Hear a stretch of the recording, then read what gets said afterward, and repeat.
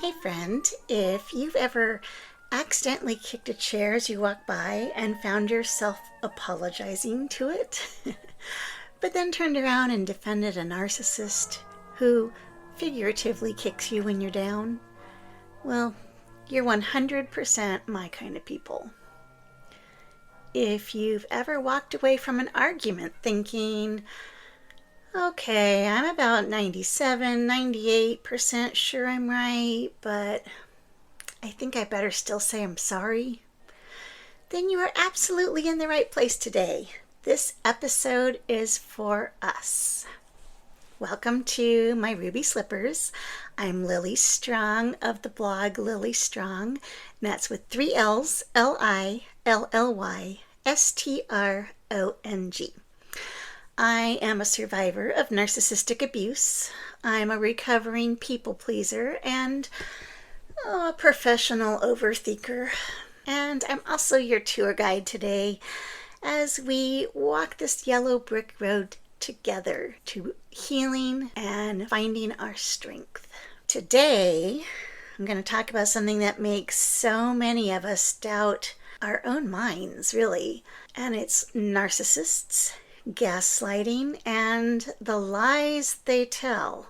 Because there's another layer on top of it that people often don't even realize.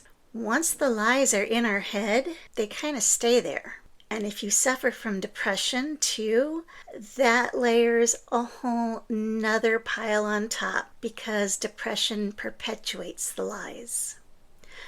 So we're going to cover what a narcissist actually is in plain language. It's not a psychology class. We're going to talk about some of the wildest, most ridiculous, and pretty painful things that narcissists say. How gaslighting can make you feel crazy, and how to stop believing that. And then I'm going to introduce you to my workbook, 20 Days Rising from Depression. It's free on my website. And we're going to be walking through the daily readings on our Instagram page. So, if you have been thinking, am I crazy? Am I overreacting? Maybe it is all my fault. Then take a breath. You're not crazy. And you're not alone. So, let's click our heels together and get started, okay? You know, when I first heard the word narcissist, I thought of someone who just takes a lot of selfies. I pictured like a guy in a gym mirror kissing his own biceps.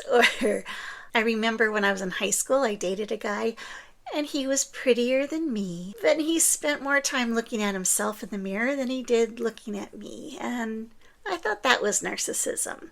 I did not picture someone quietly and systematically tearing down my sense of self until I didn't recognize myself in the mirror.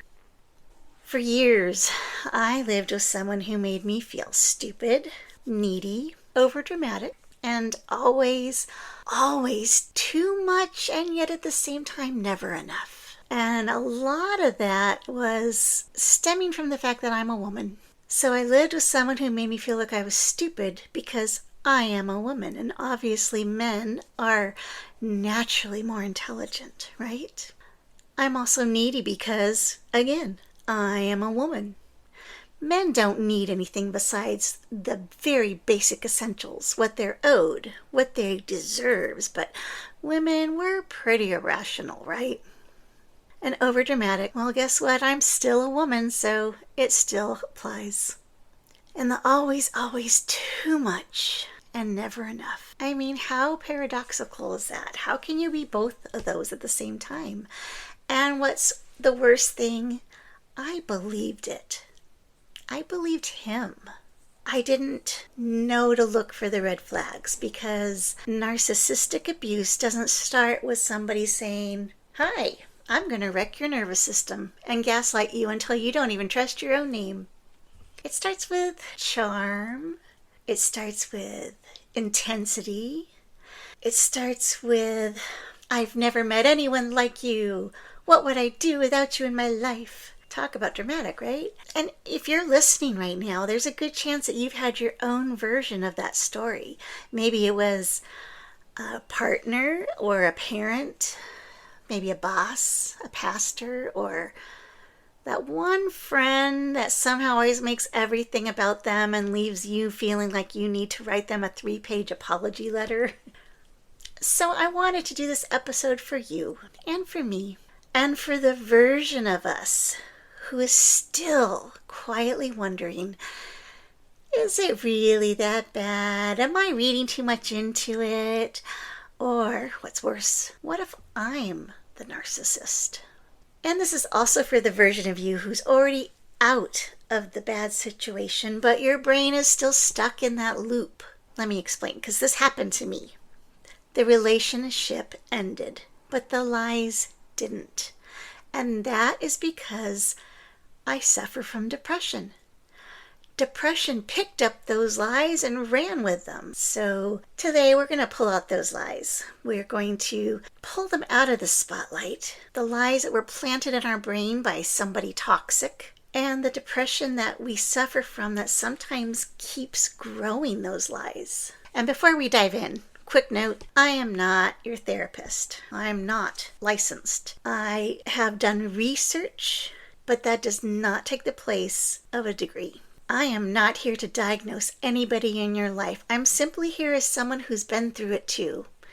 And I want to help other people and walk you through the path. Help you to recognize some of these unhealthy narcissistic patterns so you can get safe, so you can get your peace of mind back.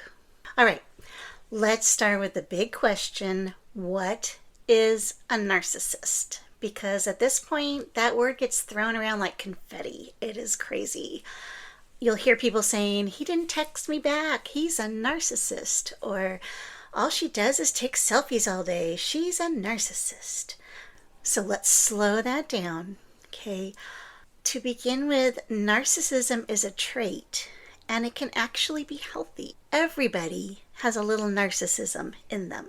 We all have that desire to be better, to do more, to achieve things. And narcissism can give us that sense of achievement and the motivation to try harder. But there's also unhealthy narcissism, and that's where we run into problems. A narcissist is not just someone who's a little self-involved or annoying. We're talking about patterns, and they are unhealthy narcissistic patterns that you can see. We're usually talking about people who have an intense need for admiration and attention. Sometimes those are the people that are kind of stuck in the glory days. You know, they'll tell you about that spelling bee they won in the 4th grade, or that touchdown they made in 8th grade football.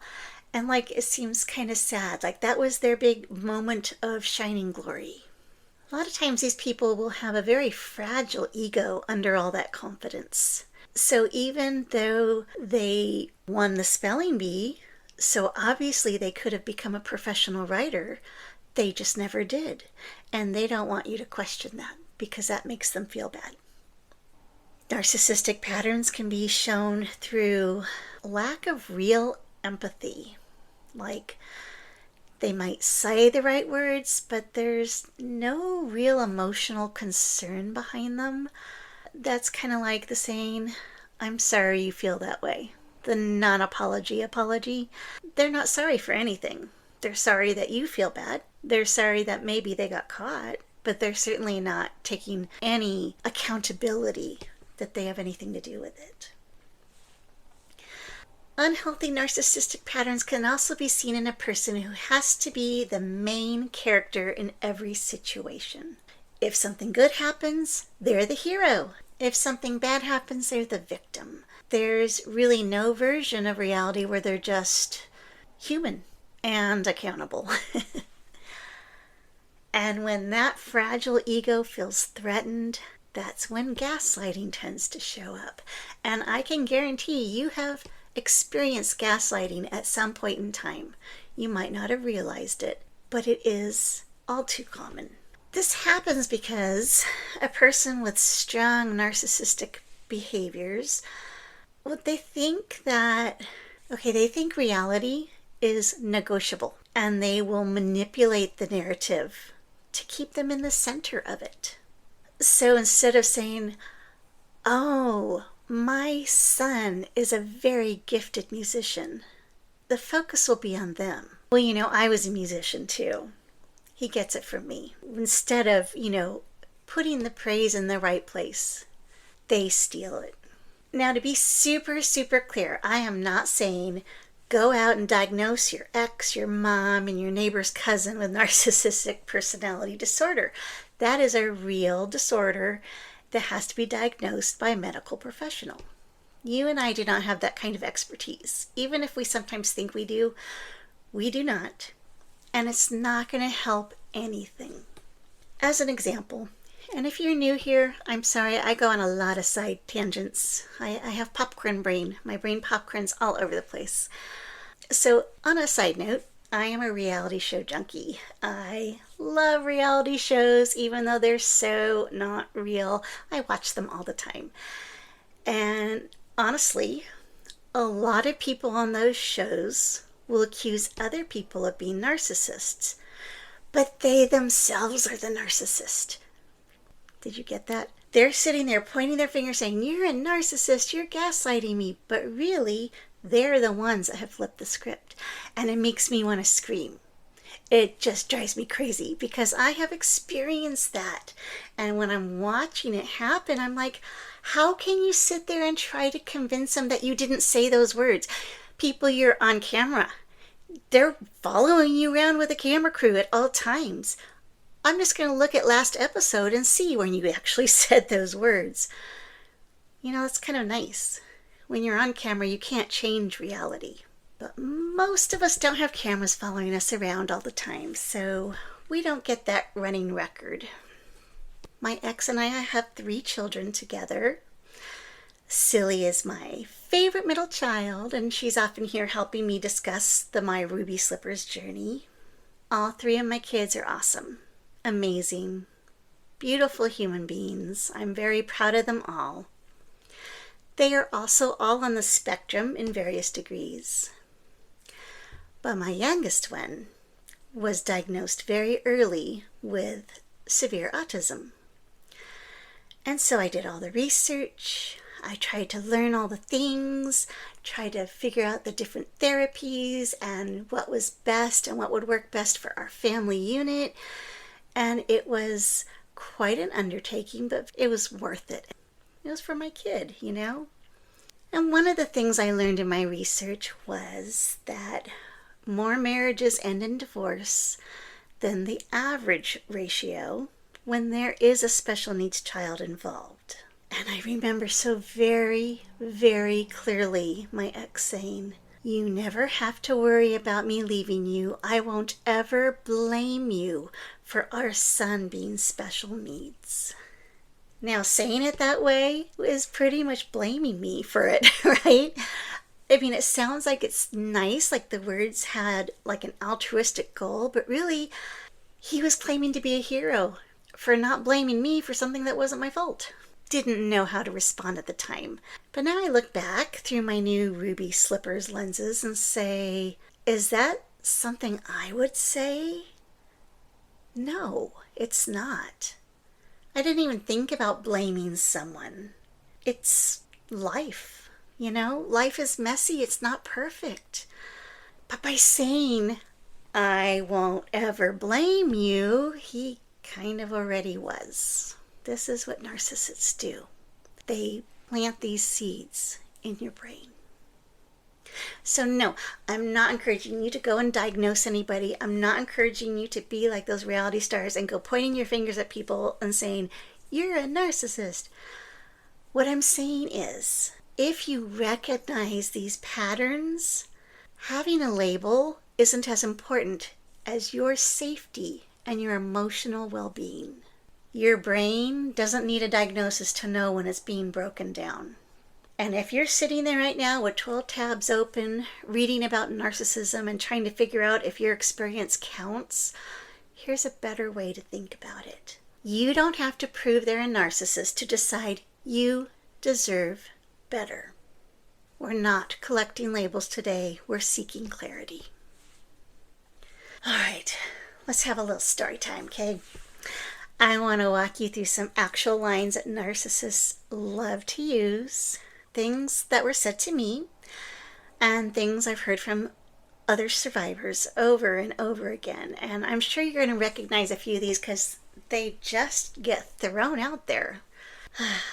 If you think these are familiar, just mentally raise your hand and know you're in good company, all right?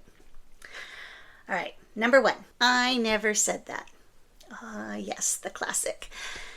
You literally heard the words come out of their mouth. You could quote it. You could cross-stitch it on a pillow.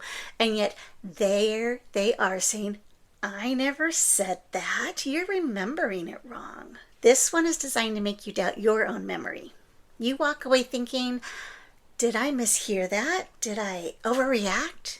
Maybe I am twisting things. Meanwhile, they now have a free pass to say whatever they want, whenever they want, with zero accountability because reality is whatever they feel like in the moment. I prefer to have conversations via text now with my ex because then I always have a written visual proof of what was actually said. Line number 2. You're too sensitive. Translation, your feelings are inconvenient to me. Really, that's what they should say instead. That's more honest. You bring up something that hurt you.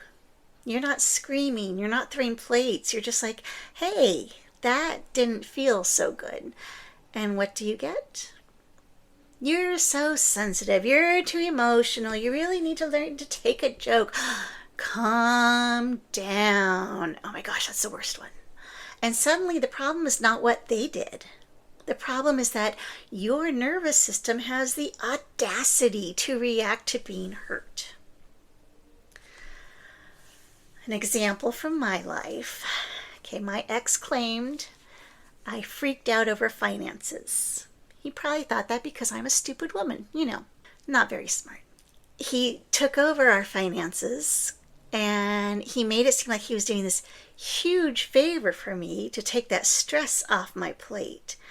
And he would bring it up every now and then. If I ever said, do you want me to handle this? He'd be like, no, remember, you freak out over finances. I'm like, oh, well, I didn't think I really freak out over finances, but I admit I did. I once freaked out big time. But I think it was justifiable. I had gone to the grocery store to buy groceries. And the credit card bill had not gotten paid like I had thought it had. He was in charge of doing that, and he hadn't paid it. So I get to the grocery store, and I've got a cart with groceries, and my credit card got declined. Okay, let me fill out this picture a little more vividly for you. I went to the store to buy groceries and diapers for my 2-year-old and my newborn baby.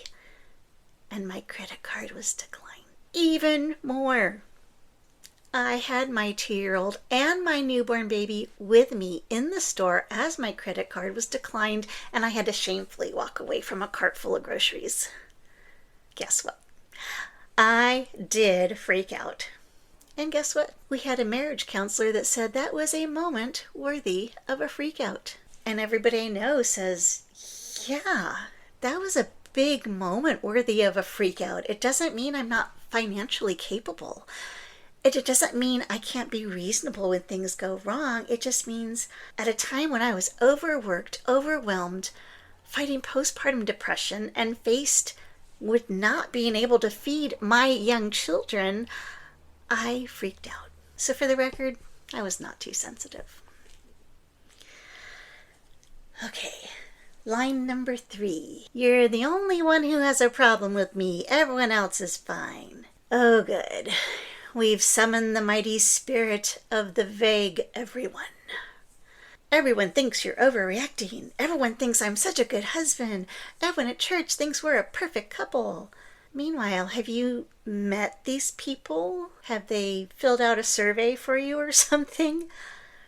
No, it's just like this vague army of invisible fans who conveniently back them up, and you're the only difficult one.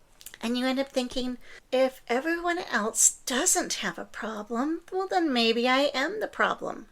That's logic, right? So if you're a logical, rational person, you're going to think that. Let me tell you, though, you are not. You are not the problem. Funny story. My ex once hurt himself. Okay, I shouldn't say it that way. That's not the funny part. He had hurt himself, and I felt bad for him. He had fallen, and he had hurt both of his feet. Now, I think he had probably broken bones in both feet, because we have so many of those tiny little bones in our feet. But he refused to go to a doctor because we didn't have health insurance, because he was financially abusing us. And he didn't want to admit to it, so he just stubbornly didn't go to the doctor. After literally waiting on him hand and foot for a few days, and I mean literally, he couldn't even go to the bathroom. He was using a jar that I had to go empty out for him. And I asked him, shouldn't you go get an x-ray done? And seriously, this was his response. He told me, all the guys at work who's gone through something like this says, I'm doing great. All the guys at work? How many people at your work have actually broken both feet and then sat around and did nothing about it? Oh, and of course, at the time, he wasn't even working, so he didn't even have coworkers to quote, but I didn't know it at that time. It was his version of reality. One of my favorite ones was when he told me that his therapist thought my therapist wasn't doing a good job because I wasn't better yet. And this was just after a few months after I found out he had been lying and cheating on me for 30 years. Yeah, I don't think his therapist said that. It's not a quick fix, but he wanted it to be. He wanted to alter the reality. Line number 4. Oh, I hate this one. If you really loved me, you'd. And then just fill in the blank.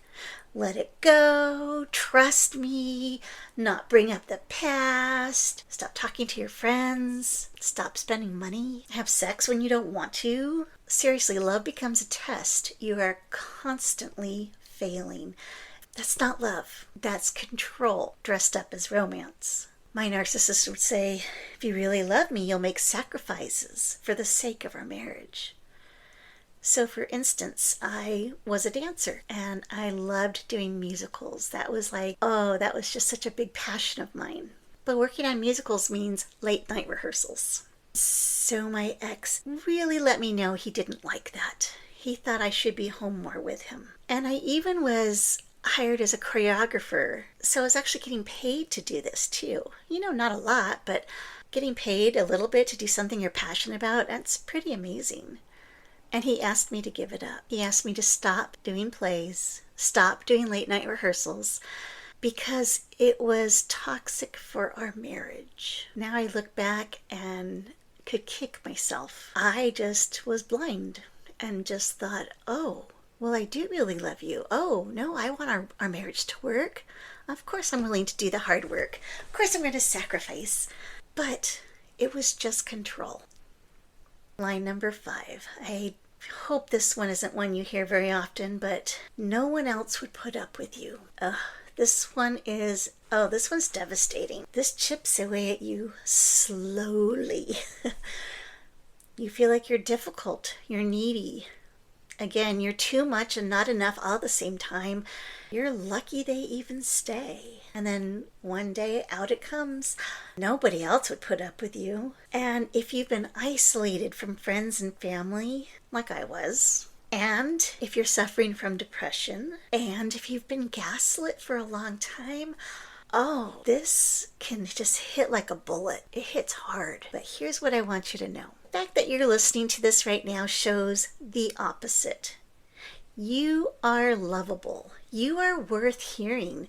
And there are people, friends, therapists, communities who would be honored to put up with you, which really just means be in a relationship with you. All right, let's talk some red flags. Oh, I ignored them all. Red flags aren't about judging somebody because they are imperfect. Because again, we're all imperfect. We're human beings. And we have differences and we have quirks and we should celebrate those things. The red flags are about patterns that consistently harm you. Let's go through just a couple of these. And as I talk about these, I want you to just listen and notice how your body responds. Because if your heart starts to beat a little faster, or if your fists start to clench up, that's data. That's information trying to tell you something. Okay, red flag number 1, intense love bombing. At the beginning, it might feel like a movie. There's constant texting and grand gestures and, oh, you're my soulmate and I've never felt this way about anyone. They might be planning their future with you on date number 3. And if someone's designing your wedding in week 2, it's either a rom-com or a red flag. And they're not doing this to honor you. They're doing it to hook you quickly. Healthy love can be enthusiastic, but it also has breathing room. It respects your pace, doesn't bulldoze your boundaries in the name of connection, hiding behind the idea that they can't help themselves because they love you so much. That kind of brings us to red flag number 2, no real accountability.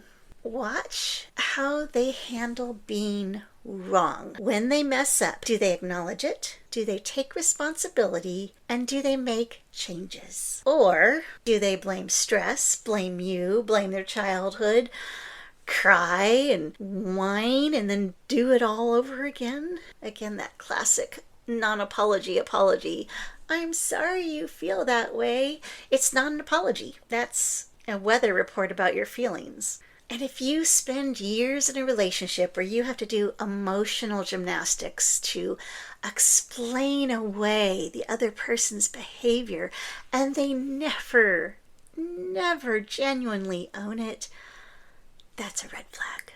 I mean, I don't admit to all my faults. Of course not. That's not human, right?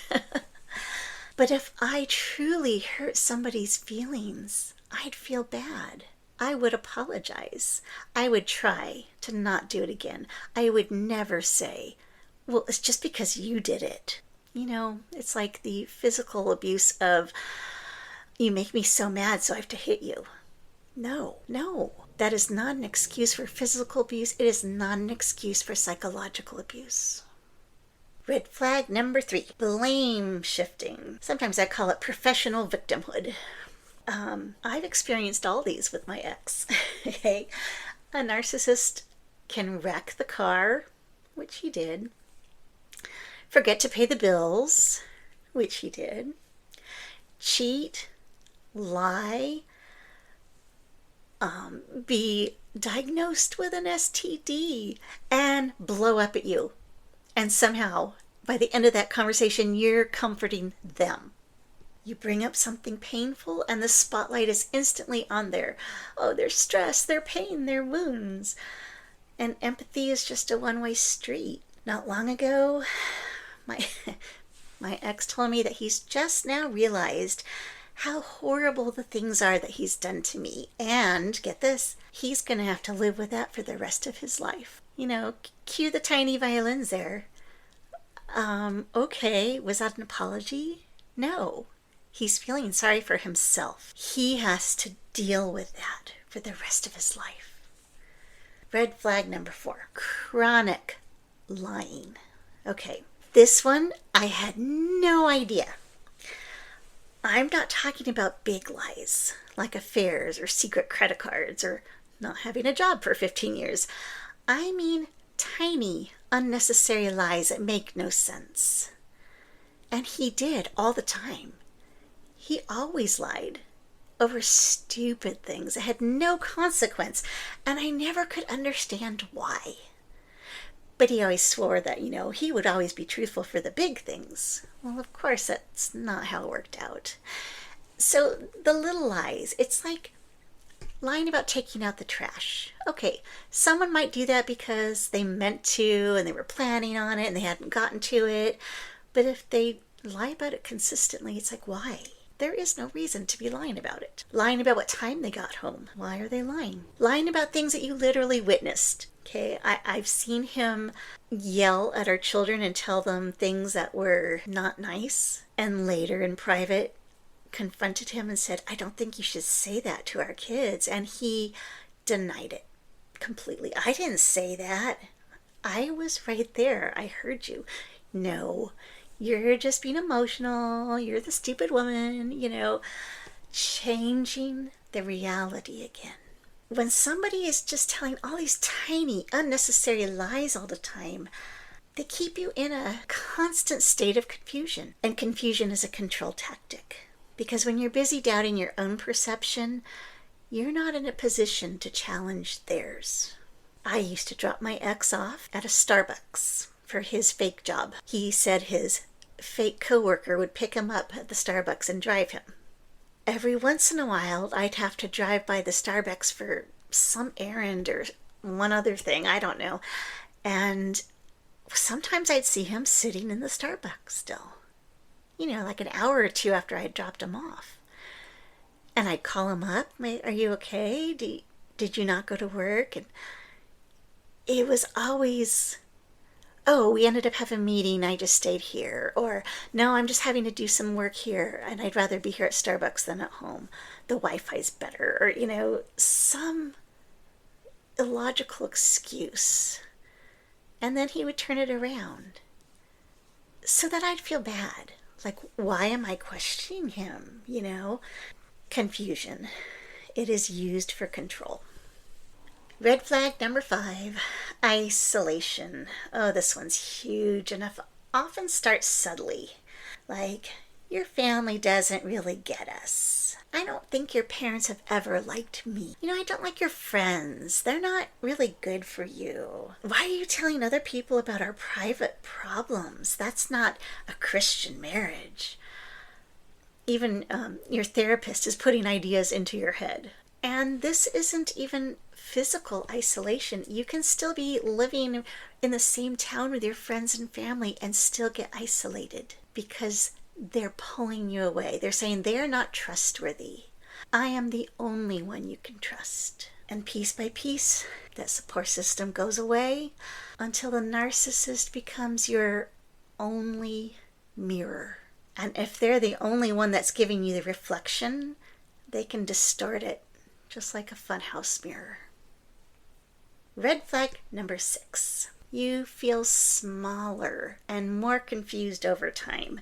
And this is the most important red flag of all because I think, and again, I am not a professional, but I feel like once I started experiencing more tangible and physical symptoms, I had gotten to a place where it was just going to be harder to heal. So if over time you feel more anxious, if you start feeling guilty for no reason, if you're confused, if you feel like you have to be careful with what you say, like you're walking on eggshells, if you feel like you just can't be yourself, you always have to be the neutral party, this is all data, okay? This is information that your system is saying, hey, there is something here that is making you feel not safe. Healthy relationships can challenge you. They can make you grow. They can motivate you to achieve more, but they don't erase you. They don't make you smaller. After I left my ex, he told me he had renewed his faith in God, which is great. And I don't want to throw any shade on that. If it's true, that's awesome. I'm happy for him. That's great. But then he told me he just wants to share it with me. And by that, he said he wants God's love to shine through him onto me. I shared that with a friend of mine because it bothered me, but I didn't really know why. And she just immediately said, that's the most narcissistic thing I've ever heard.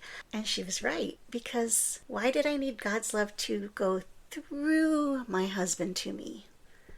Why can't he shine light directly on me? I don't need an interpreter. But here he was trying to prop himself up to be the hero again, and it was making me smaller, diminishing my worth as a person. Now, I mentioned earlier I do suffer from depression, and I think a lot of abuse survivors do. And that adds in this complicated layer, because narcissistic abuse doesn't happen in a vacuum. Gaslighting doesn't just stay in one relationship. It seeps into your very being. It melts into how you see everything. It colors your world. I told you I have my workbook that's a free download, 20 Days Rising from the Shadows of Depression. And in week 1, we talk about the lies that depression tells you. And often these are heavy lies. And on their own, they can feel suffocating. And then if you add a narcissist on top, it's like giving those lies a microphone and a stage crew, letting it be the star. So let me walk you through a few of the big ones that we tackle in week 1. Lie number 1, it's all your fault. The narcissist version is, if you didn't say that, I wouldn't have to yell. Or if you were more supportive, I wouldn't have to lie. Or if you didn't push my buttons, I wouldn't get so angry. Does that sound familiar? And then depression comes in on top and it says, see, you ruin everything. You're the common denominator. But that is not the truth. Okay? The truth is adults are responsible for their own behavior, period. You did not create their lack of empathy. You did not force them to lie. You're allowed to make a mistake and not be a villain. Lie number 2. You're too much or not enough. And the narcissist is going to tell you you're too sensitive, too emotional. You're not grateful enough. You never do enough for me. And the depression layer comes in and says, if you were better, if you were prettier, if you were quieter, if you were more forgiving, then they would treat you right. But that's a lie. The truth is, you're not too anything. You're the exact right amount of human for the people who are capable of healthy love. Lie number 3. You're crazy. This kind of goes along with the just calm down. Oh, those words. Oh, they're just triggering, aren't they? And the narcissist version might be, you're overreacting again. You're imagining things. You're blowing everything out of proportion. You are freaking out over finances. The depression version comes in and says, oh, this one's a hard one for me. Something is fundamentally wrong with you. No one else struggles like this. Oh, I feel that in my soul. Okay, but that's a lie. The truth is, feeling confused in a confusing, invalidating environment is a normal response. It does not mean you're broken. It means your brain was trying to survive. In our workbook, we start labeling these thoughts as the lies from depression. They're not facts. And when you can say, oh, there's that lie again, if you can recognize it, it creates a little space and it helps you start to choose a different thought. Lie number 4. No one would believe you. The narcissist version would be, no one else would put up with you. No one would believe your side of the story. Everyone thinks you're the problem. Here's the truth. Okay, are you listening? I want you to listen really hard right now. There are people who would be honored to love you, listen to you, and believe you. And every time you tell yourself the truth, you are one of those people. When I first discovered of the incredible betrayals I endured, I didn't tell anybody. I was ashamed. I felt this way. I felt no one was going to believe me. No one was going to love me. No one would fight for me. And that has not been the case. I just had to know where to look for the right people. So, if these lies are hitting a little bit close to home, go download the workbook. Start working with me. Start working on naming the lie, naming where it comes from, maybe abuse or depression or just old programming, and gently start practicing a new truth. Gaslighting has disconnected you from your internal compass. You have been listening to somebody else. So now it's okay to borrow someone else's for a little while. Okay? The key thing is you've got to find a safe person who can help you with the internal compass. You need to find a safe person who will listen more than they talk, who won't rush to defend your abuser and won't minimize what you've been through. I have gone so many times to my best friends and said, oh my gosh, am I overreacting about this? Or, I've started dating somebody new and I have no idea. Is he really a good person or am I just completely blindsided again? I really needed somebody else to give me that internal compass because I didn't trust mine anymore. People like this can be a trusted friend, a therapist, a support group. I've had all of it. And I have found if 2 or 3 grounded and sane people say, wow, that's messed up, then you need to believe them. This is your unofficial board of directors. I told this little memory nugget to my board of directors and was surprised at the strong response I got. I said, okay, my ex used to say he weeded out any athletic ability in our future children by marrying me. This obviously is a dig at my athletic ability. Now, true, I'm not a big muscular person. I'm not tall. I'm not strong. I didn't play softball or really team sports at all. But I was a dancer, and I taught dance for 20 years. I had to have other people, my board of directors, point out to me that my dancing ability actually was more athletic ability than his high school basketball games. He discounted dance as athletic and discounted me as an active person. He also dismissed an activity I was very passionate about. And every single person I've recounted this to has said, who says something like that? And that's true. Who does say something like that? Why would you say something like that unless you're trying to hurt somebody? If all this is hitting hard, I'm sorry. And let me say this very clearly. You deserve help. You deserve support. You do not have to climb out of this alone. It's just really, really helpful to have people who get you without having to over-explain yourself. And there's also lots of educational resources and workbooks. My website has tons of articles. There's a million different websites out there that can help you with structuring your walk to just ground your steps into healing. So please, if you are in any kind of danger or fear for your safety, reach out and get help right away. Your safety matters much more than protecting someone else's reputation.